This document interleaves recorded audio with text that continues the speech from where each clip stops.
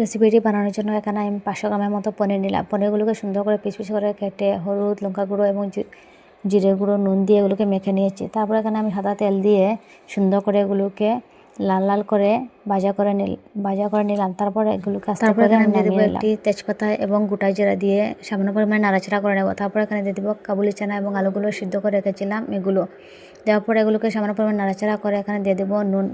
আপনাদের পরিমাণ মতো নুন দেবেন। তারপরে সম্পূর্ণ মশলাগুলো হলুদ, লঙ্কা গুঁড়ো, জিরে গুঁড়ো দিয়ে সামান্য জল দিয়ে এগুলোকে কষিয়ে নেব যাতে মশলার কাঁচা ভাবটা সরে যায়। এভাবে সামান্য পরিমাণে আমি তারপর আমি পরিমাণ মতো জল অ্যাড করে নিলাম। আপনারা আপনাদের পরিমাণ মতো জল অ্যাড করবেন।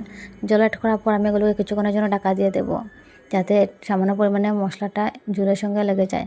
তারপর এখানে ঢাকাটা সরিয়ে আমি দিয়ে দিলাম পনিরগুলো দিয়ে আবার 2 মিনিটের জন্য জাস্ট ঢাকা দিয়ে দেবো। এবার ঢাকাটা সরিয়ে এখানে দিয়ে দেবো গরম মশলা এবং সামান্য পরিমাণে নাড়াচাড়া করে নেব। তো করার পর সম্পূর্ণ রান্নাটা হয়ে গেছে। এবার আমি এগুলোকে সুন্দর করে একটা পাত্রে আস্তে করে নামিয়ে নেব।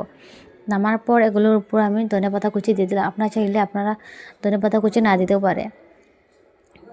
তো বন্ধুরা, ভিডিওটা যদি ভালো লাগে অবশ্যই কিন্তু সাবস্ক্রাইব করে নেবেন এবং